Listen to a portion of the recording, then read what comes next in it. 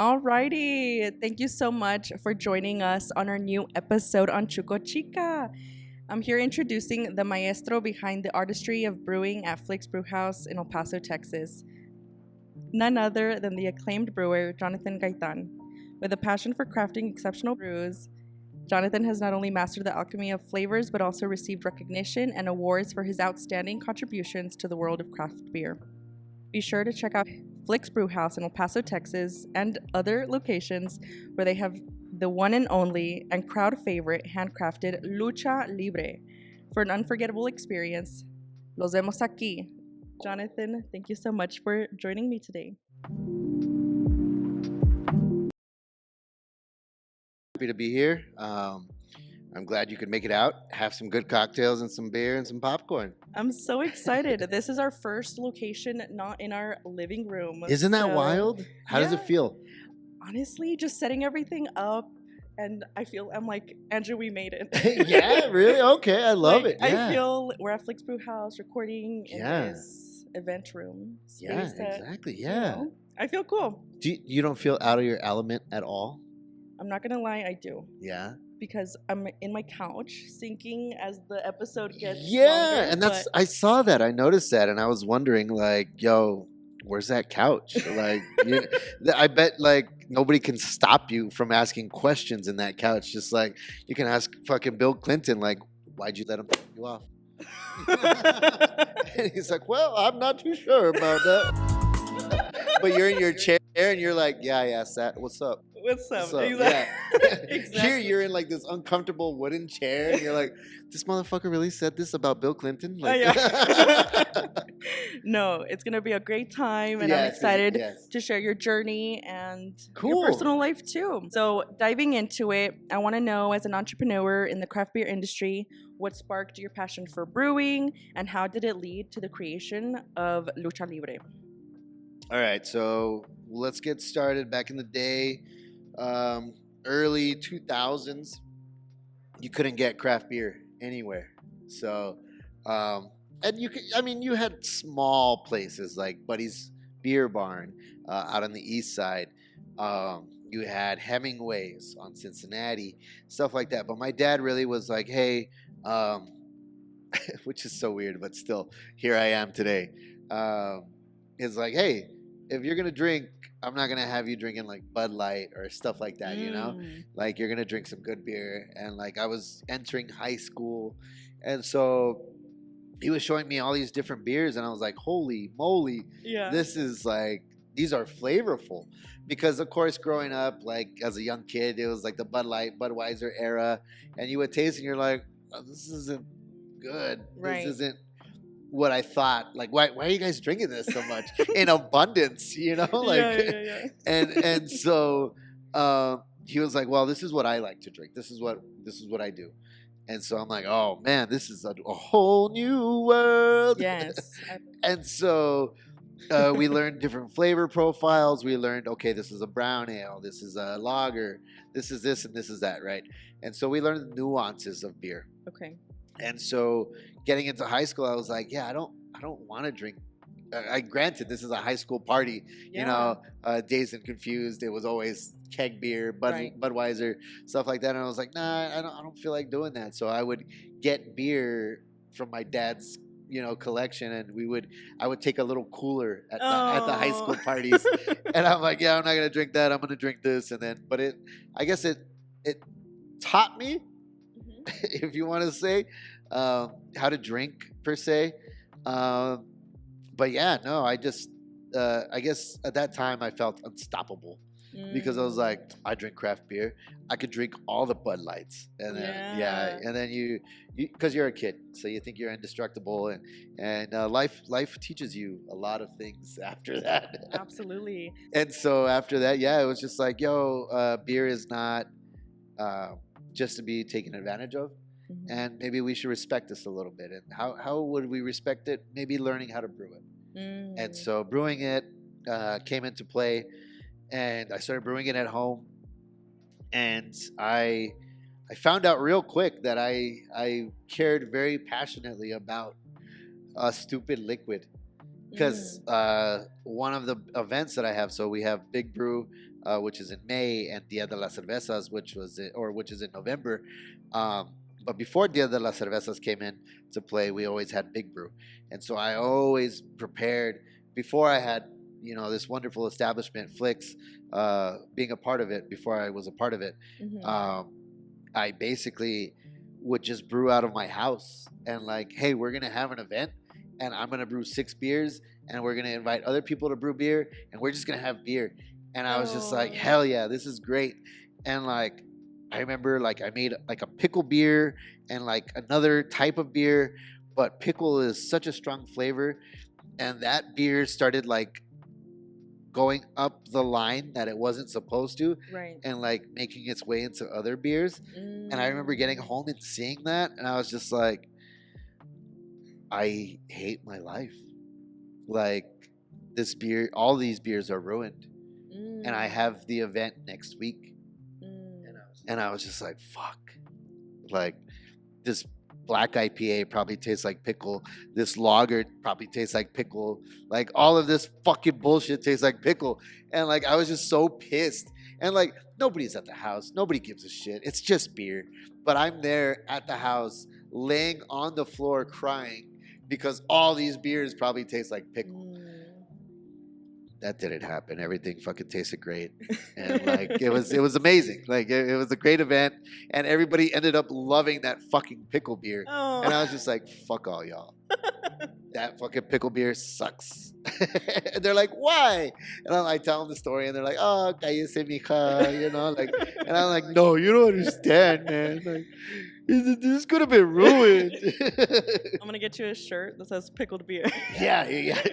And it was so funny. My mom one day, like, she was like, "Oh, mijo, I went to a brewery and I was so excited. I got you pickle beer." And I'm like, "Why? I Just hate." to rub it in. Yeah, I'm like, "I hate pickle beer. I'm sorry, mijo." Shout out to my mom. She's always thinking about me. I love Lena. Yeah, she's great. I love the fact that your dad supported you and he was like, you know what, if you're gonna drink, you're gonna drink. Yeah. But let me help you, let me assist you. And that's really not heard of. Yeah. And I think like that's a great way to introduce alcohol to children that's gonna obviously experiment. Because I mean, alcohol is introduced in this area, I would say, very early on. But he was just like, "Yeah, we're not Budweiser, Bud Light. We're gonna drink."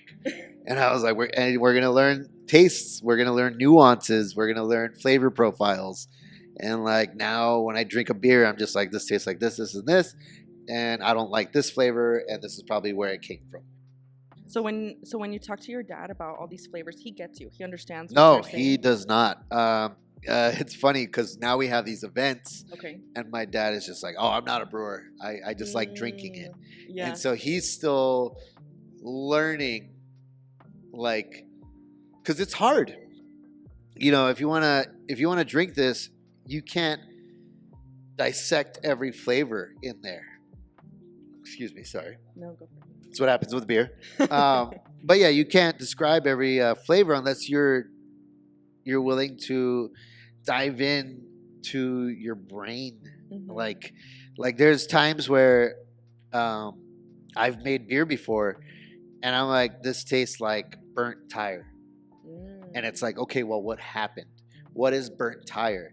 And think of like AutoZone when you walk in, or when you that rubber, right? You smell that rubber. So think of that, and you got to paint the picture to everybody.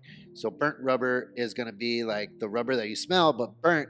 So imagine braking really hard, and you have that smoke come out of your tires, or burning the rubber, and that's what burnt tire is, which is similar to Band-Aid, right? Because it's plastic. Okay. It's plastic, and it's used, and like and you're used to it from a kid because you're like biting at the Band-Aid, but you got to dive into that and like, okay, why is this burnt plastic or Band-Aid flavor in my beer? And then you look it up and you learn, oh, this is because fermentation was stressed. The yeast was not happy. And so this is what an off flavor is. And so you got to learn all of that. And so, yeah, drinking beer is one thing. And learning those beers, it's easy to grab a Bud Light and be like, this is a Bud Light. because they are so good at brewing the beer. They're Ooh. consistent. And so that is what I strive to be, is the Bud Light, Budweiser of El Paso. Because whenever somebody shows up here at Flix Brewhouse, I want them to see this and be like, that's Lucha. That's my Lucha, and I love it. You know, that's fuck Bud Light, fuck Budweiser. Granted, all these guys are great. You know, these brewers that brew Bud Light and Budweiser, they're not going home and brewing Budweiser, Bud Light. You know, Right. they're going home and brewing their own thing. But it's a job for them. It's something that supports the family, which I can't hate them for. You know, I'm not gonna be like, oh, you fucking brew Bud Light, get the fuck. No, that's crazy. Yeah, it's like I meet the guy at Chico's Tacos, like, oh, you motherfucking change the cheese? You change the cheese? They did change the cheese. I know. But like, you know, these guys are trying to probably just put their best foot forward and just be like, yo, dude, there's people taking our recipe and just running with it. And like, we're trying to just stay afloat. And like, now maybe we changed the cheese, but it's because it saved us 25 cents or something. And like, you like Chico's? Well, we plan to be here for another 30 years, but we got to make the necessary sacrifices to do it. And so growing big, especially like with this facility here, you got to take into account numbers and like, can I brew beer with gold dust all my life? No, I can't. Like, Right. I have to be conscious of what I spend and what I do. So I have to constantly be learning about, okay, I can create this beer with the same amount of ingredients or less, and it produces the same beer, but it's cost effective. And so that is where you kind of meet the art and science with it. Because an artist is just like, yeah, if I had all the fucking paints in the world, I could paint you the dicks on the Sistine Chapel, you know, like you could do whatever you want. But, you know, if you don't have that, it's kind of hard to create. And so you got to figure out how we're going to produce, first off, world-class beer, but not just for, and I think this is what the disconnect is, but like not just for El Paso, but for other breweries that we have in the nation. So we have 10 locations throughout the nation. And so it's like, okay, yeah, if this beer is good here, can it sell at the other market? Because Lucha Libre is great in El Paso, but in Des Moines, Iowa, people don't want that. They want their Busch Light. You know what I mean? Because that's what they grew up with. That's their, over there, Bud Light is like, what? Ew, gross. Busch Light though? Yeah. Give that to me. And it's like, oh, it's a different demographic. It's what they're used to. It's what they grew up on. What's a Carta Blanca? You know, like, and I'll take my Busch Light. They're set in their ways. Yeah. And so just like us, just like our ancestors, our grandmas, tias, everybody is like, hey, why you drink that? Here's the Bud Light. It's great. Here's the, you know, like. You sound Italian. Well, Mamma Mia. I don't know. When you told your parents that you were interested in the brewing side of, you know, the world, what did they say? Did they expect anything from you? Did they want you to, you know, be a doctor, a lawyer, or anything like that? No. It was honestly, it was just kind of like, well, what does Mijo want? It was a Christmas gift. It was like, what do you want for Christmas? And I was like, you know what? I want a brewing kit. Let's see what I can do with that. I was always very technologically savvy, but I know I didn't want to be behind a desk or anything. And beer is what really like I started brewing after that. As soon as they got me the kit, I started brewing, and I was just like, this is pretty cool. It's because it's hard to hate, you know, you're making beer. So like even your worst day of brewing, you get beer at the end, you know, like I don't know any other job that is like, damn, that sucked, but I get $1,000, you know, like, but and making beer is not going to give you $1,000 immediately. But I mean, at the end of the day, it's kind of hard to have a beer in kind of hard to hate to have a beer in your hand. Like, it's kind of hard to be like, today sucked. You know, like, and then you taste the beer, you're like, maybe today wasn't too bad. Yeah, it's all about perspective. Yeah, and I remember after COVID coming to work and I was like, ugh, grumble, grumble, grumble. I gotta go work at the brewery and grumble, grumble, grumble. And like one day, like I don't know if you do it, but I talk to myself and I'm just like, shut up, dude. You sound so stupid right now. And then I'm just like, why, dude? Why do I sound stupid? Because you're gonna go make beer and you're gonna drink beer after you're done making beer, and then you're gonna go home and you're getting paid during that whole time where you're wanting to hate your life. And I'm like, you're all right, you're right, you're right. You give yourself a Yeah, pat on the back. You're right, you're right. This guy knows what he's talking about, you know? Yes. Of course, as any other job comes, it's just like, oh, I have to work. But here, it really doesn't. Even on my hardest days, it's just like really hard to hate because like I'm up there, and I'm working, I'm sweating my ass off. But when I look down to the people drinking the beer that I make, and they're like laughing, and it's not like a taste, and they're like, "What's wrong with this?" It's not that. These people are coming in, drinking the beer that I make, and it's not even a step or two that they like a misstep. It just, this beer is what I wanted, and the conversation is just going to keep going. It's what the people wanted in their hand at that point in time. That's why they're here, and that's what's crazy to me is I create something that brings people here to this multi-million-dollar facility, and these people are like, I want lucha, and if it's not here, oh my god, I don't hear the end of it from the guests, from the team members, everybody. Why is there no lucha? Or why is there no nebulous? And I'm like, bro, I don't know, man. But there's times where it's hard, of course, my job is to keep this beer on tap at all times. Okay. But we could get some stuff from corporate, like the most recent one, which was a little hard for everybody, was last year. Okay. Barbie Oppenheimer is about to hit. What did you get from Barbie Oppenheimer? That event? That whole time frame. Were the movies busy as fuck? We got an email about a month prior. Barbie Oppenheimer, it's not going to be a thing. Don't worry about it. Wow. We don't got to raise production. We're good. Just keep on doing with what you do.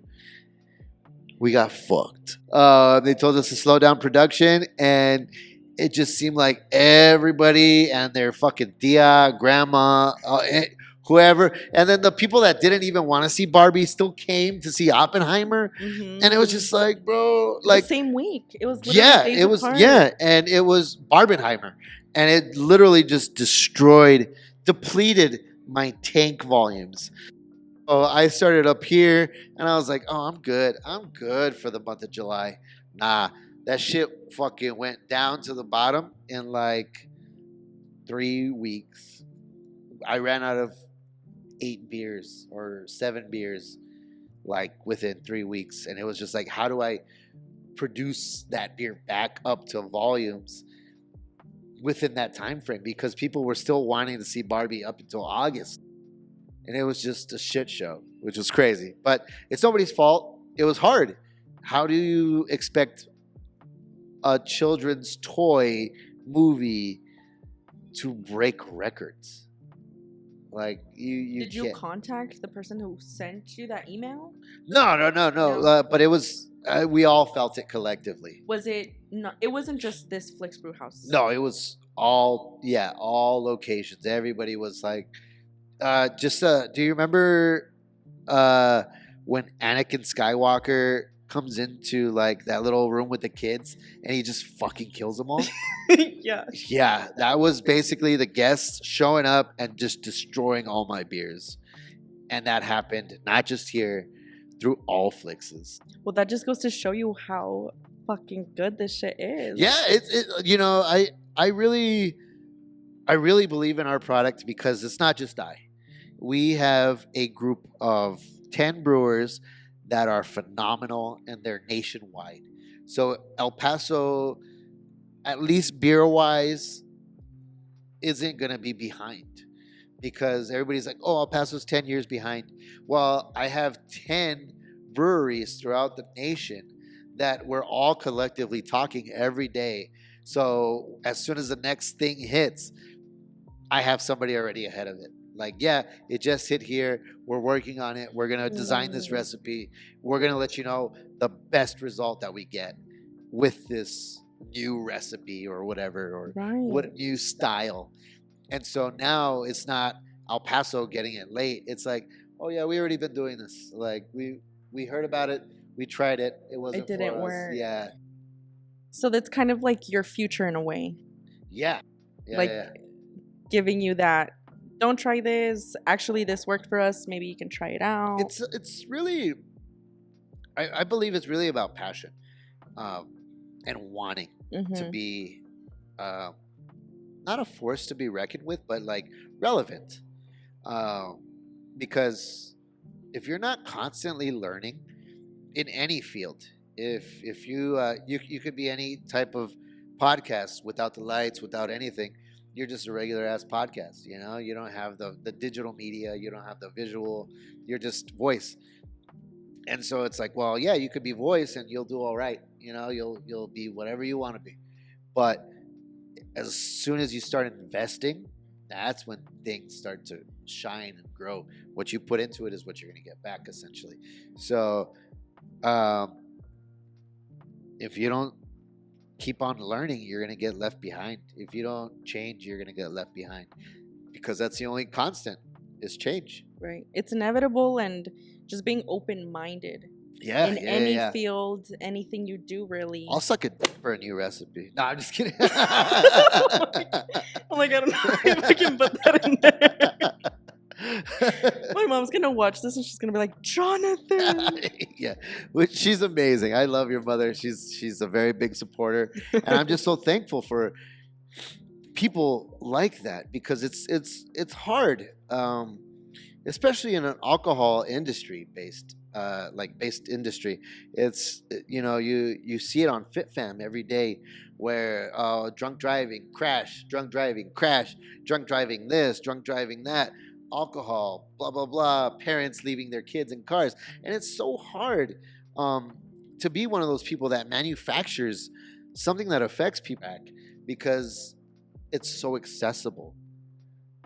But you know, you really have to, like, as a manufacturer, as a person producing this, you have to tell yourself essentially, like, hey, you're not the one putting this in their hands, you know. And even then, I'm not seeing crack addicts chugging a lucha, you know, like, and so you got to just remind yourself of that. But you know, like, you want better for everybody, but you know what it can be, you know, and it can be a struggle for some people. And so, you know, you always just have to be conscious minded about, like, hey, I've seen you for the past 5 days that I work. Are you doing all right? Like, you know, you want to talk to your guests, you want to talk to everybody, and just make sure everybody's always doing all right. Because you could be any other dive bar where it's just like, oh yeah, hey, what's up, Rick? Here's your beer. Yeah, you hit your wife again? Damn, dude, here's another. And you know, and then it just keeps going and going. Where here, craft beer, we don't really condone any of that. Like, this is like, hey, enjoy the beer, enjoy the nuances. I spend a lot of time on this, and I don't need you just butt chugging this, you know. Like, I need you to respect what I do, and like, thank you for that. And so, like, to have people like your mother, to have people that come in and day out, and they're like, dude, I just look forward to what you're producing, is a totally different nuance than any other job that I've ever had. Like, you could have the best taqueria or whatever, like anything, and it's just like, dude, I can't wait for your next birria drop, you know, like, yeah, you know, like, it's just like, yeah, that was a good birria, like, it better taste the same next time, you know. Where here, it's a brand new beer that I could produce, and it's just like, holy shit, what did you do this time, you know? And like, which is good. And no disrespect to the taco places or anything, but like, you get the usual suspects. You're gonna have the tripitas, you're gonna have the chicken, you're gonna have the pork, you're gonna have whatever. But here, this beer, you have like I bring styles from Czech Republic. I like to bring styles from that region because it's so old. And like we're not talking about like traditions from like the 1900s. We're talking about the 900s. Like way back in the day. And so I like that stuff. I like bringing that back. I like just traditional beers that people would want to drink. Yeah, it's cool to have the slushy, raspberry, sour, or the breakfast stout. Mm-hmm. But ultimately, I know what I want to drink and what I want to drink a lot of. And so that's what I want everybody else to kind of like have the option of, because it's like, yeah, I drink stouts, but I'll have two. And it's just like, I don't want to drink two. I want to have and like drink responsibly. Yes. But you want to have like at least 5 or 6, or you know, you want to enjoy yourself and let loose, and especially in this economy. Yeah, So, absolutely. but yeah, so I have a question. yeah. Have you had any comments about lucha libre that kind of shocked you in not so much of a positive way, and how did you kind of overcome it? There was this one person. They're no longer with us. I killed them. No, no, I'm just kidding. Really, ultimately, you always take things with a grain of salt. We have a grain to glass program here at Flix. So basically, we get the management. We say, hey, you really don't know what we do, because management handles the theater aspect of this. I'm the only one in this area that does my job. So with that, we have a grain to glass. We get management, we bring them in, and we show them what we do for about a week or two. Okay. And they realize real quick, I don't just sit around. It's a labor of love. And after that, they learn real quick, like, yeah, maybe we shouldn't just throw this beer to the side or pour it with the faucet in there, or because there's many things that can fuck up a beer. So whenever you see somebody like pouring a beer and the faucet's like right here, that's great. But as soon as that faucet like hits right here, it's like the foam and everything. Yeah, and like you know how people fill up the Coke with on the glass? Like imagine that nozzle just getting into your drink. And it wouldn't be very sanitary. Right. And so whenever I see anybody else do that, I'm like, oh my God, that's gross, you know? And so we do a lot of like basic training on how to pour beer and stuff like that. And I just always ensure that whatever we do here is done correctly. And so that way I don't see bubbles adhering to the glass, but I see the bubbles going up. Right. And so with taking everything, you know, with a grain of salt, how do you, outside of work, take that to practice? I mean, honestly, I don't pay attention to the peanut gallery, as a lot of artists say.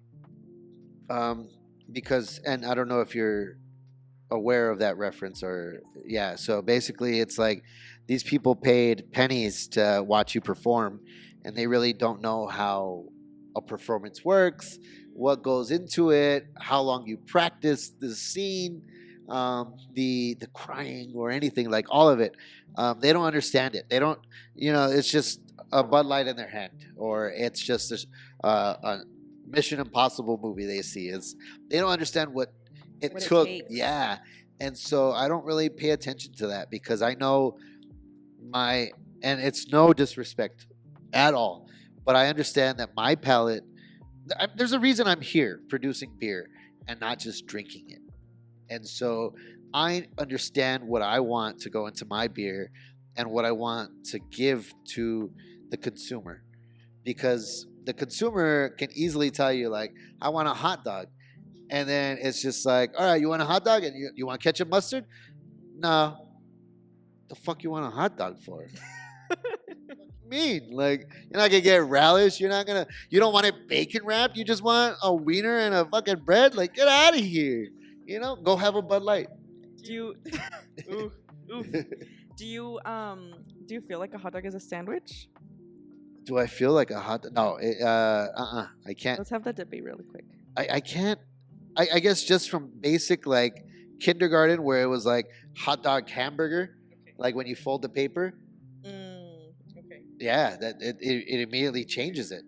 Like Okay, I get yeah, that. yeah. So hot dog is a hot dog, hamburger is a hamburger, and one comes in a long dog and the other one's bread that's cut. Right. And, Okay. and like even for me, like if I get a Philly cheesesteak sandwich Ooh, yeah. and like the bread is like halved, I'm like, what the fuck is this shit? Subway don't fuck up. Like Yes. Diving more into the financial side of things, when you were starting out in your brewing journey, what was the biggest, I guess, hit financially that you had to sacrifice? I mean, I think I've been fortunate enough to like have my folks behind me.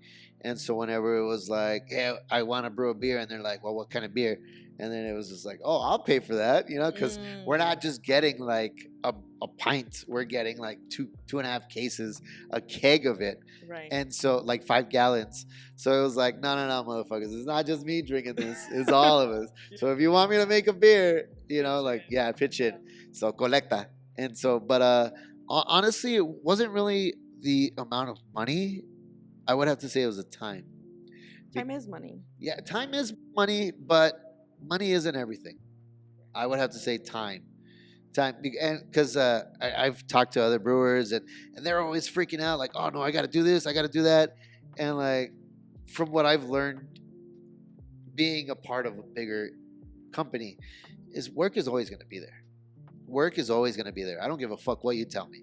Like, no, I got to do this. Yeah, that beer is still going to be there, whether you make it or not. Like, either it's going to be on the docket to be made, it's going to be made, or it's going to be transferred.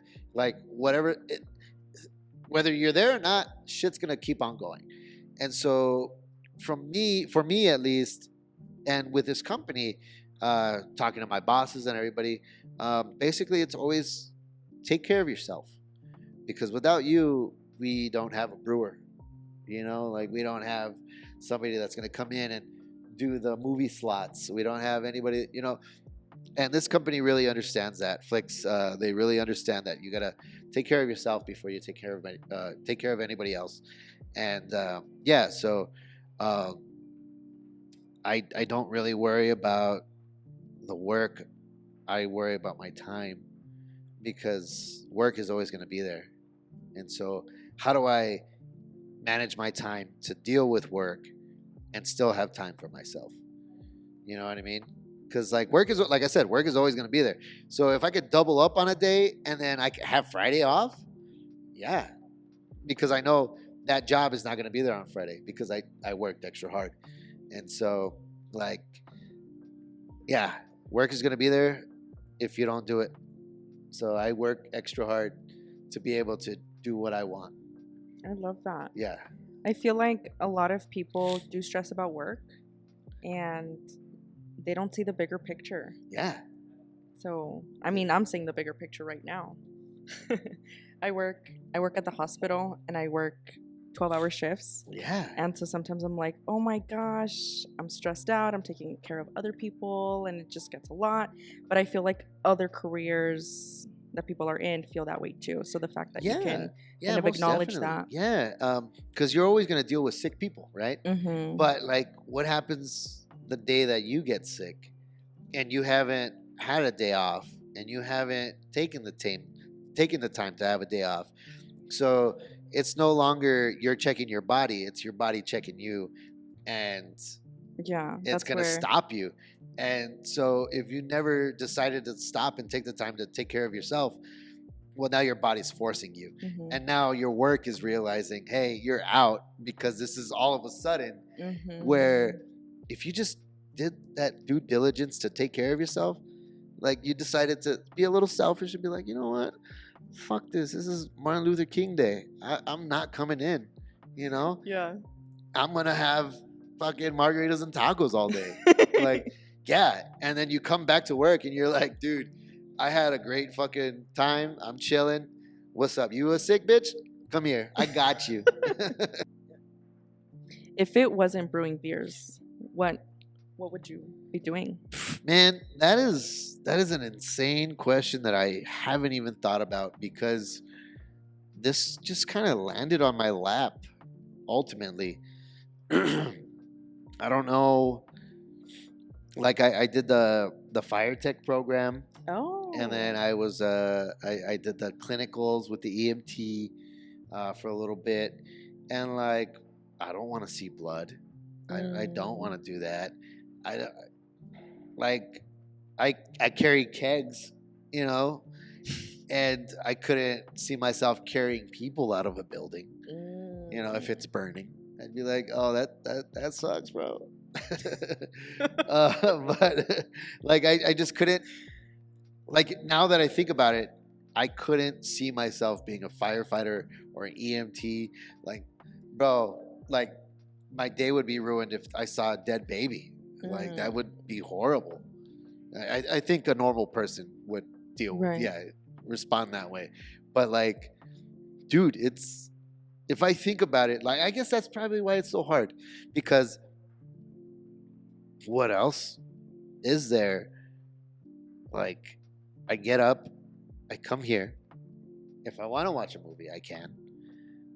I make beer for this establishment.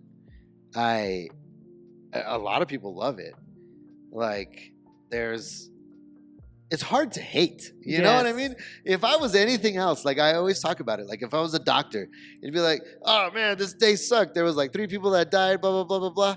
And I grab a beer, and like, there's going to be like somebody like, hey, you're still on the job, dude. Like, you can't have a beer right now. If I'm a lawyer and like my fucking person just went to jail for murder, and like I can't get out of the courthouse and just be like, you know, like open up a beer.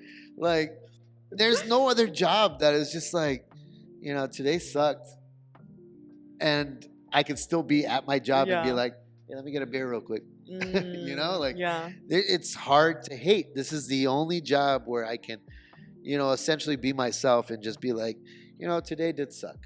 Let me get a beer. Or, you know, today was all right. Let me get a beer, you know, or you know, just anything really. The way it is, the way it runs, it's all just let me get a beer. So, I like that. And it's super easy. It's very relaxed. And I think that's what, like, I had to learn, because one of the first breweries I worked at, my boss, like, I would have people coming in and they were like, oh, I just made this beer at home. Try it. And I want you to try it. And I'd be like, dude, you fucking brought this for me? Let's open it and I'll try it right now. And I was drinking there at the bar, or at the brewery. And I'm like, oh, you could probably do this or you could probably do that. But I'm not like chugging a beer. It's just like I'm tasting and we're discussing this beer. And like the owner was like, why would, like, if I'm a social worker, I can't just grab a beer. And like, and I'm like, bitch, this is not social work. Like, what are you talking about? You own a brewery now. It's not social work. This is a different animal. Like, and I think that's what everybody has to learn if they want to get into a brewery aspect or scene, is like, this isn't the same as any other job. Like, some days, like, I'll have these guys, okay, this beer's tasting off. All right, as soon as I get in, I'll taste it and I'll let you know. So I'm getting here at 7 in the morning. So it's 7 in the morning, go grab a beer, and you grab 7 samples, and you're letting it warm up, and you're letting all these things do its thing. And you're like, okay, sample 1 is at this time, and it tastes like this, and it's this warm, and it's like, okay, this tastes fine. Okay, this is at 64 degrees, and it tastes like this, and it's starting to pronounce this and this, and it's like, oh shit, okay, this might be a bad beer. Wow. And so, but you got to learn all of that, and people could just look at you and be like, that motherfucker's drinking at 7 in the morning. You know, like You're over here trying to perfect. Yeah, I'm over here trying to dissect, freaking out. and I even like pretend to be like a scientist. And all like, you know, I just know it's motherfucking beer, you know. But to pretend, I'm just like, yeah, this beer, you know. Oh my gosh. So yeah, it's it's just a different beast, and you have to really want to be better, and you have to know how to be better in that front if you want to make better beer. So like whenever anybody asks me like, hey, I want to open up a brewery, or I want to do this, it's just like, drink beer. Like, you have to know what you want, because if you don't, then you're gonna just listen to instructions.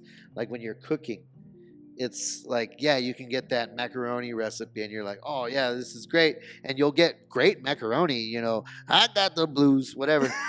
But like, you know, it takes like a little bit of Creole or paprika or garlic powder, or Right. you know, Mhm. and you add that and you're like, damn, dude, this fucking blue box of mac and cheese is now, you know, worth $10, you know, Mm. because of the seasoning and like what you put into it. Right. And so it's all about knowing your basis, like, hey, this is what it's supposed to be like, and then going from there, learning more. So I can tell that you love this craft. This is your passion, and not only, you know, are you doing it here and sharing it with customers, but you're also wanting to take it outside of here and having your own events, like Los Días de las Cervezas. So I just want people to learn that there's better things out there in life. Right. I think just in general, Mm-hmm. not just with beer, not just with cocktails, not just with anything, but just in life in general. I feel there's a lot of conversations that a lot of my friends have with me, and it's like, well, what's up with El Paso? And first and foremost, I got to say education. There's something wrong with education. There's not a lot of people that know. You know, you got the homies from Lower Valley, the East Side. I heard a story recently that somebody from the East Side, all the way East Side, Mm-hmm. went to Downrange Brewery, which is in Jonathan, Canateo area. Mm-hmm. These motherfuckers were like, we're from out of town. Oh. And they're like, oh yeah, from where? Oh, East Side El Paso. And they're like, bro, it's Canateo. Like, what the fuck you mean you're out of town? Like, what? Oh yeah, it took like 45 minutes to get here. And it's like, that's not out of town. Like, people don't understand that like Dallas is like far away from Dallas Fort Worth. And like, you know, there's so many like bigger places where this from East Side to West Side is nothing. Right. Like, grow up. Like, you gotta get out of your little bubble and grow and get out and learn different things. Like, Chuy's is not Mexican food, you know, like, and so just stuff like that. Like, I have a lot of friends that tell me like, oh, I love San Antonio. San Antonio is way better than El Paso. And I'm like, San Antonio is just a ghetto El Paso. And they're like, how dare you say that? And I'm like, bro, if you can't even make Mexican food, like, how good are you? Like, you can't even do the one thing that these little señoritas with 80 cents can do. Like, Right. so it's this bubble that we have, and we need to outgrow that. Mm-hmm. And we need to learn that there is stuff that is better than a margarita. There's better than a Bud Light Dos Equis. There's things out there that people are producing on a higher level that are still within your budget. Okay. And so, Awesome. yeah. Awesome. Thank you so much for sharing that. My mom wanted to know. She sent me a big I list. could see that, yeah. Okay, on my messages. She says, we love lucha. And she wants to know, did you go on a broad scholarship? No. Okay, so I had, thankfully with Flix, we are able to get a scholarship from the Walt Foundation. So basically, one of the 4 founding fathers of Flix, his name was Walt, passed away when he was younger, about 30, 34, around there, in his hotel room, brain aneurysm. But his family are still a big part of Flix. They really enjoyed his vision, and they like seeing it grow. And what they really like seeing is seeing our brewers grow. So the family hosts a like scholarship foundation fund. So I applied and I got it, and I went to the Master Brewers Association of the Arts and Science program. Wow. At Madison, Wisconsin, which was super dope.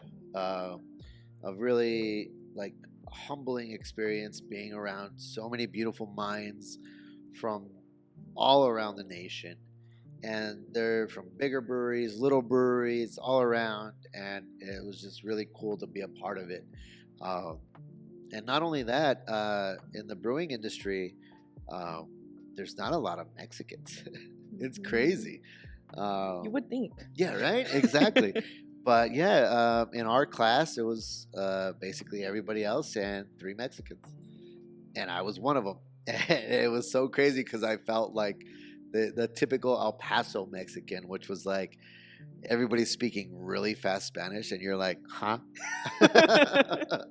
Yeah. And so it was like, all right, I gotta step my game up, not only on my Mexican forefront, but like I gotta, keep up with everybody else in the industry, and it was just really nice to see and be a part of, and really, really let me know like, hey, there's room for you.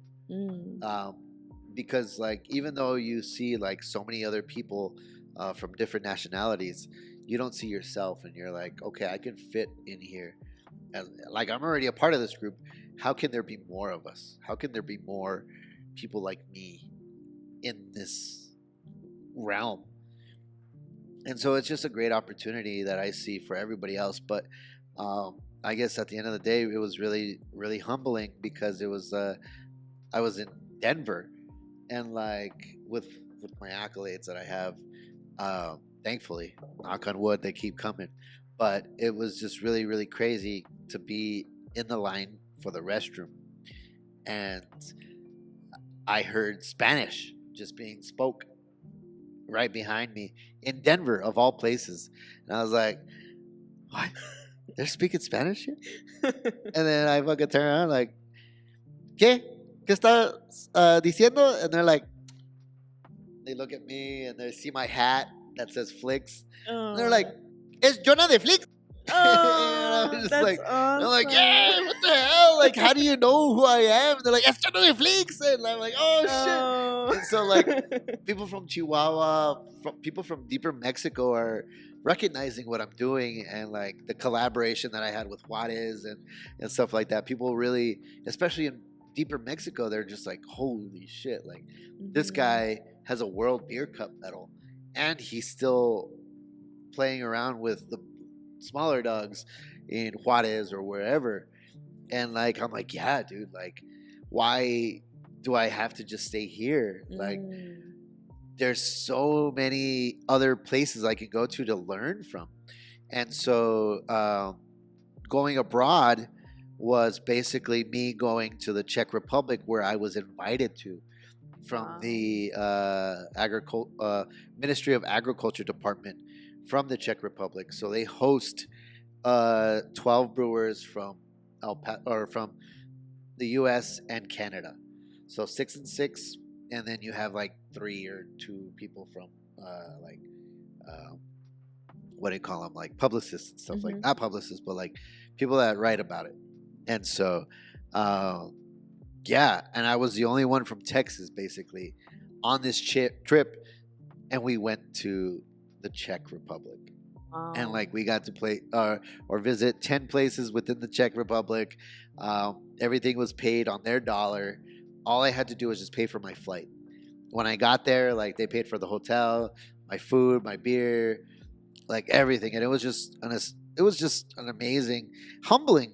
Once again, like all of this is just very humbling because I'm this 5'2" kid from El Paso, like just fucking being able to go to Prague on somebody else's dollar and like learn about 900, you know, I don't even know what year that was. Like, how do you say it? Like AD or whatever, like 900 AD Okay. is what I was learning, basically Oh. techniques from that era, and like learning how they've been continuously been doing it and how they learned, and like I don't know, it's just beer, and I've gotten this far, and I'm from El Paso, like it is a wild thought to fathom. Like if you would have taught me when my parents were buying me that fucking homebrew kit, like, hey, we're gonna buy you this, and in about 10 to 15 years, you're gonna go to Prague. Wow. Like I would have never guessed, and I'm just like, how did I get here? And so I'm just very fortunate, and I gotta thank my parents as always. Like they got me here. I got, like, of course I got myself here with what I've done, but it wouldn't be without them at all, especially my mom. So, like everybody, your mom, everybody that is always there to support me, you included, to talk, that gives me a platform to talk about a fucking stupid Mexican lager that I like making, like It's so good. it's so good, And but it's a beer and it's not important, but people feel like it is. And people feel like it is because of me, I guess, because of how I talk about it and what I put into it and what they see. And I think that's what it really is. It's kind of like, I guess I'm that abuelita that makes the best bean burritos, like, and it's nothing special, but because you can always have those bean burritos from grandma until you can't. And then it's just like, oh, it is special. What you do yeah. is special. And it's so crazy. Like I just don't get it though. Like I know it's special to me, but I guess that's where it translates to other people is like, this motherfucker cares, so I gotta care. Yeah, Like, absolutely. Andrew and I come here not even just to watch a movie. We literally get the canned Flix, little in the mini fridge, and Andrew loves that. We had a party and we had like 10 of those, and we were just sharing and just having a good time under the star of El Paso. And isn't that crazy? Like I feel that's what warms my heart the most is like knowing, like, I mean, nobody else knows that, but El Pasoans is like, fucking Lucha was underneath the star of El Paso, and you guys were just enjoying it with your crew, like, and these people weren't second guessing this beer. It was like, oh, who fucking made this? Or no, it was seamless. It felt like it was supposed to be there. It did. And I feel like that's what is most important about food and drinks is like you can have great food, but if it sits too long and if it's too filling and it's gonna ruin your night. Right. And a beer that is not good, it's gonna be like, all right, I'm gonna have one and I'll see you later. Mm-hmm. Where here you guys had cans and we literally had 10 and they were asking for more. Yeah. And it was just to try it and everything like that. And Andrew shared it with his cousins and his friends, and it was great. And so like that's what's baffling to me.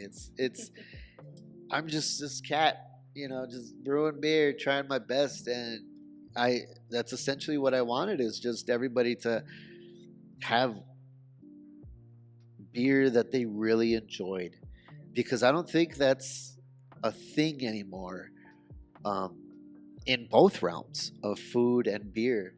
Whenever you ask somebody like, well, what's your favorite restaurant? And they can tell you, but it's always like a hit or miss. And it's always like, oh, if you go here, it's great, but it's because of this special or this or that. And it's not always just go here. Because back in the day, it was like, go to Chico's. And there was no stutter. There was no step. It was just go to Chico's. You're going to enjoy it. Mm-hmm. Go to Ellen J's. You're going to love it. Mm-hmm. Stuff like that. And nowadays, you can't say go to Ellen J's. And no offense, Ellen J's, okay, but it doesn't taste the same. It doesn't give me that abuelita isn't there anymore. Yeah, exactly. And so it's just I don't get the amor that we used to get in El Paso.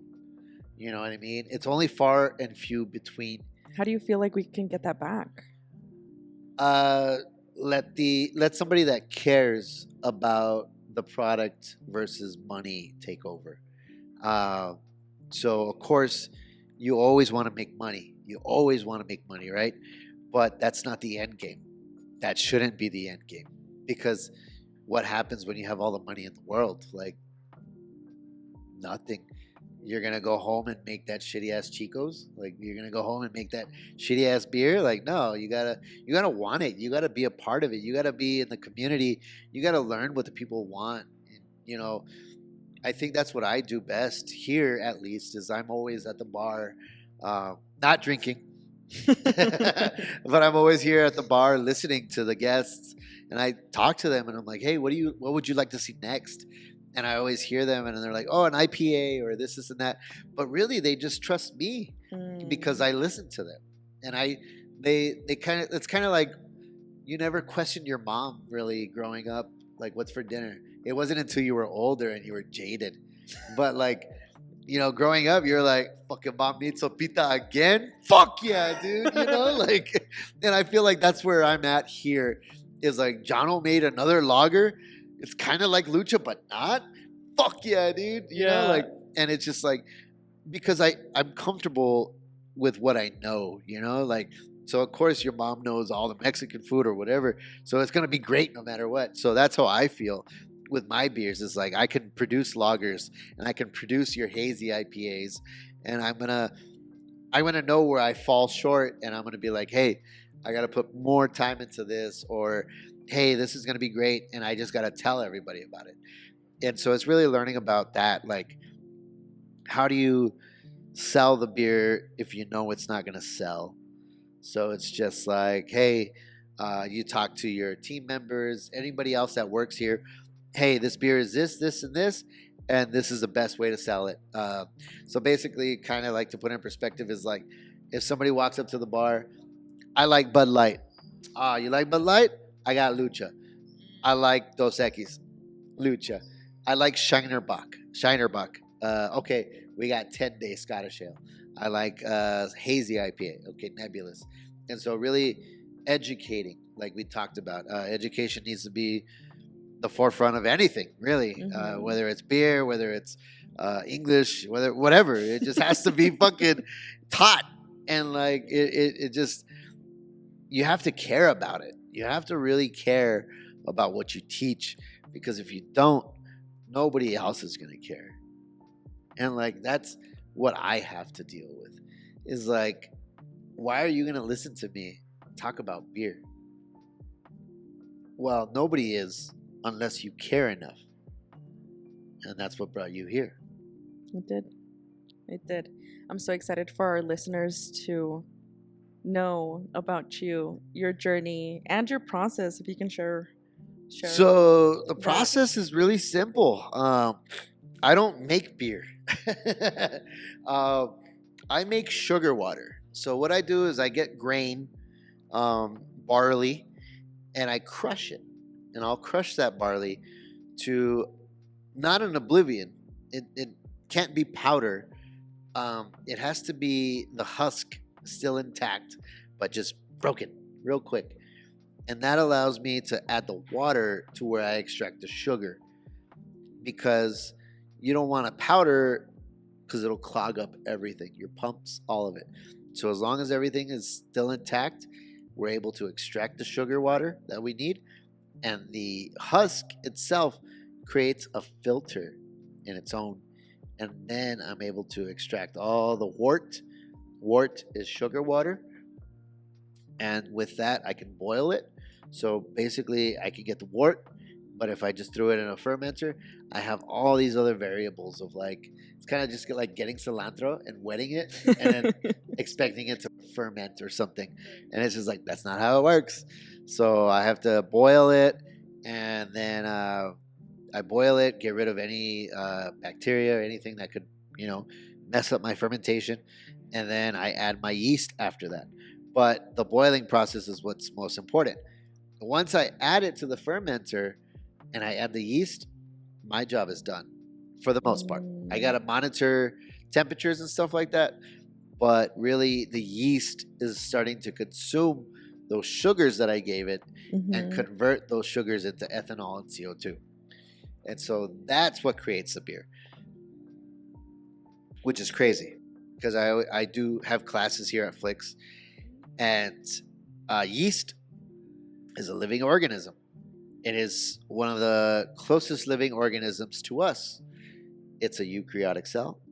We are a eukaryotic cell. And fungi is what? A mushroom. And so when you have a mushroom and you eat a mushroom, it doesn't taste like kale. It doesn't taste like basil. It tastes like meat. So if we are a eukaryotic cell and they are a eukaryotic cell and they taste like meat, do we taste like meat or do we taste like mushroom?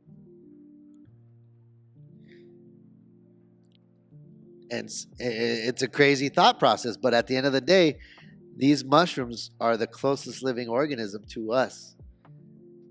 And if you think about it, it's just like, does our skin taste like mushrooms or meat? It's wild. We'd have to ask that guy. What's his name? I have no idea, but I know who you're talking about. What's his name? I don't know. But yeah, it's so crazy to think about this one little organism that is so close to us, but it lives outside on trees. It's everywhere. It's in this room. Yeast. And it doesn't get eaten, produces alcohol off of the sugars that are around it, so it doesn't get licked up from the tree. And us as humans, we're like, I'm going to drink this. I'll get this, I'm going to put it in this, and we're going to drink it. It's going to be great. There's like a lot of history in there. Yeah, it's crazy. And so it's just one of these things that has been around for years, centuries. Like I said, people were brewing professionally in the 900s. So earlier on, how were they doing it? And they were doing it so good enough that people wanted to continue making beer, even though it wasn't that good. Because back in the day, you would have the grain right down here, and you would have a straw, and you would drink beer with the straw. Back in the day, because it wasn't filtered, so all of this would be the old bullshit, and this was just the good beer. Wow. And so you would drink out of a straw. But it was so good that people continued to do it. To now we have a fucking movie theater brewery where people were like, oh, we're going to harvest. I'm sorry, I'm using your glass. We're harvesting grain, to make bread. And then it's like, oh, shit, here comes a storm. Fuck the glass. Let's go back home. And then, like, the glass was still there. And they're like, well, we can't go to Target to get another glass. We got to go back to where we left it. And then they found this glass with the barley, but it had bubbles. And they're like, we've never seen bubbles from this. And so they're like, fucking taste it, puto. And so they drink it and they're like, this isn't bad. And then they drink more of it and they're like, I'm feeling pretty good. And then that just turned into like, okay, how do we do it again? What if we add more grain? What if we do this? And they're like, bro, we can't just keep doing this without writing it down. But they couldn't go to Target to get paper. They couldn't make paper because this is way back in the day. So that's where the first like hints of writing, everything. They were taking down notes on beer. And like farming came from there apparently. Wow. Yeah, because people wanted to harvest the barley. But it was like, I got a fucking colony.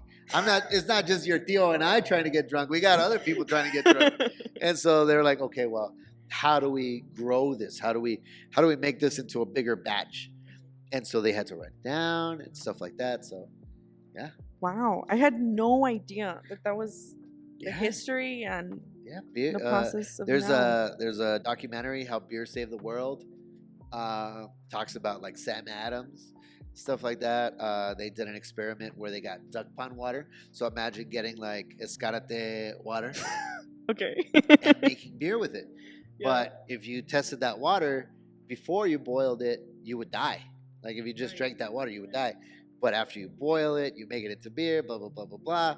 It's consumable and it's safe. And that's what saved everybody from like the Black Plague or whatever. I'm not a fucking history buff, but it saved people. Beer saved people, literally, because water was too bad to drink. So they made beer, and then kids were drinking beer, and everybody was drinking beer because it was safer. And like, it just continued on, and then they banned it, and it was like people fucking started making it on their own, and like it, and then prohibition ended, and then look at where we're at now. Like, there's always gonna be like somebody trying to like take away the alcohol, but people seem to enjoy it on all fronts, whether it's whiskey, beer, cocktails, tequila. It Alcohol is here, and I don't think it's going anywhere.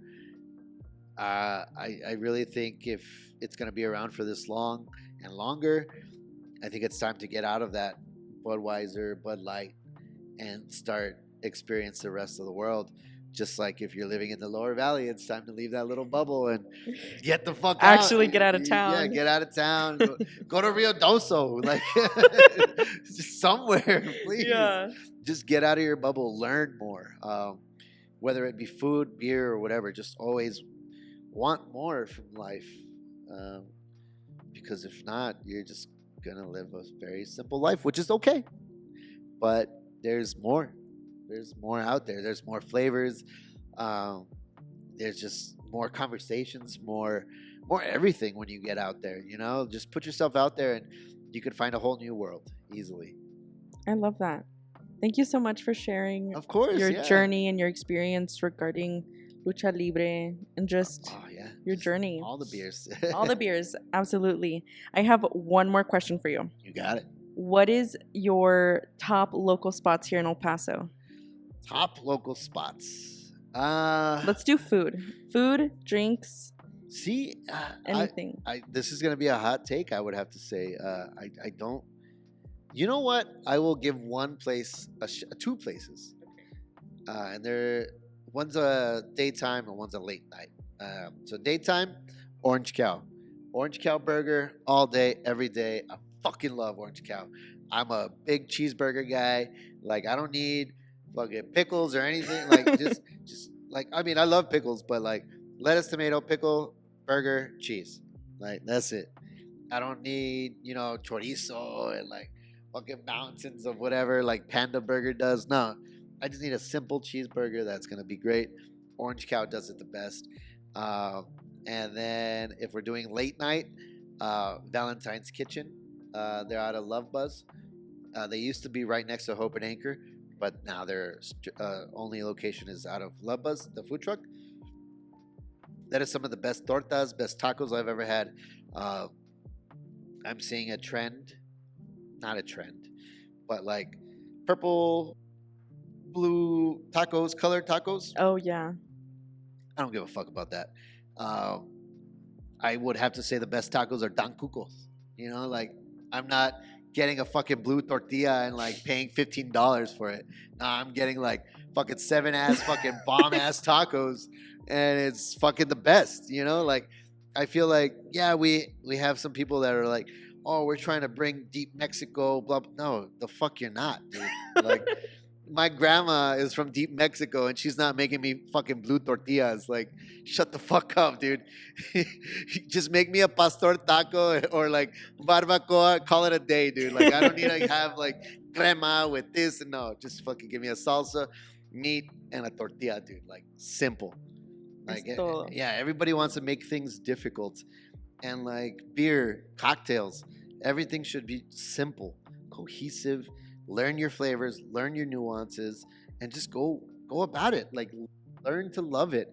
I don't need to have a fucking pink, purple, blue tortilla with fucking 18-hour braids. No, just do it right. Just do it well. Do it with love, and it's gonna show. Because, like, like we deal with so much, and we have so many good like Mexican food places. But like, you can tell, like, there's places that are like coming up and they're trying new techniques, and it's just like, yeah, it's great. People are loving it, but there's nothing like the classics. And that's how I feel about Lucha versus like every other beer. It's like every other beer is a blue corn tortilla, blah blah blah. It's like, yeah, it's good, but I can have like one or two. Where you give me fucking discada tacos all day, like and a fucking lucha libre. Ya chingamos. Oh Yeah. yeah, that's a good fucking day right there. Yeah, and like where the other one's like, damn, fucking 3 tacos for $40. I'm alright, dude. I'll fucking make the discada tacos, you know, like, and they're gonna be great. There is like no disrespect to the other tacos places, but like because they're great too. But it's hard to like here in El Paso. It's hard to say, yeah, I paid $40 for that taco when everything about that taco is subpar versus that $4 or $5 taco, which tastes like it was, you know, slow roasted for 8 hours, and like the flavors are there because they've been doing it for so long, and that's what it is. It's not somebody's aunt that saw the TikTok video. It's somebody's grandma that's been making the TikTok video for 10, 15, 40 plus years, you know? Like it's not just a matter of knowing how to do it. It's a matter of learning the nuances and how to be able to bring back, like if you fucked up that 17-hour braised pork belly, how are you going to fix that to make it edible versus your grandma who's like, oh no, nomás así, mija, you know, like eche sal, you know, or something, you know, just they know what it needs and what it doesn't. And so that's what needs to be done is just like, hey, learn what you're doing. And of course, at the beginning, it could be great, but you know, how is Elemi gonna, top blue corn tortilla? Like, what's the next stepping stone? Like a blue elote? Like, you know, like you really can't build off of that unless it's just like, damn, dude, that meat was really good. You got to just take what you have and make it the best you can. And it's not about gimmicks. It's not about anything else. It's about heart. And so just do what you can, the best you can. It's not about being the best. It's about doing your best. And so you just do that. You know, I don't want to have crazy ass things. I want good food. I want good beer. Like Lucha's, it's not a crazy beer. It's a lager. It's really easy. Yeah, it's a lager, easy to drink. Comparable to Bud Light, you know, and a lot of people wouldn't want to be like that. You know, El Emmy probably wouldn't be like, yeah, we're like Taco Bell.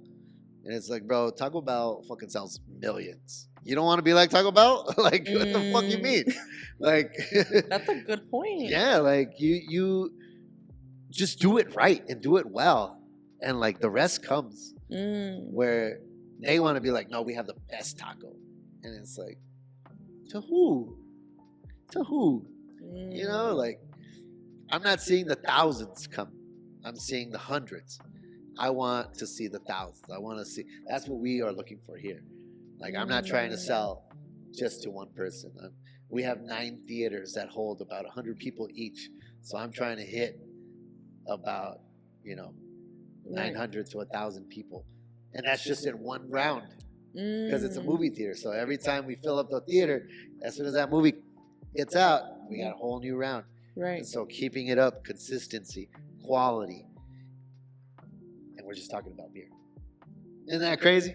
That's insane. That's insane. I love it. Beer. Jonathan, how can we connect with you? So OnlyFans. I'm gonna tell your girl. Oh shit. So we got that's Jono on Instagram, Flix Beer ELP if you want to hit up the beer page. So Flix Beer ELP, that's Jono for my personal page. The best and worst places to do the poo.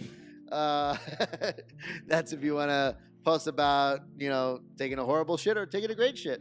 I think we have the Sauce Boss Hot Wing Challenge. Yes, we do. Yeah, Sauce Boss Hot Wing Challenge. Yep. And then we also got Borderline Brewers. So Borderline Brewers is basically if you want to learn how to brew beer under somebody that knows how to brew beer, just let us know and you can come with us and you'll learn everything that I know.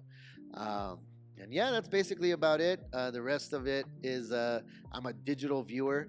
There's a lot of people that post what is it, a digital ambassador or some stuff like that. Okay. Like I just view digitally.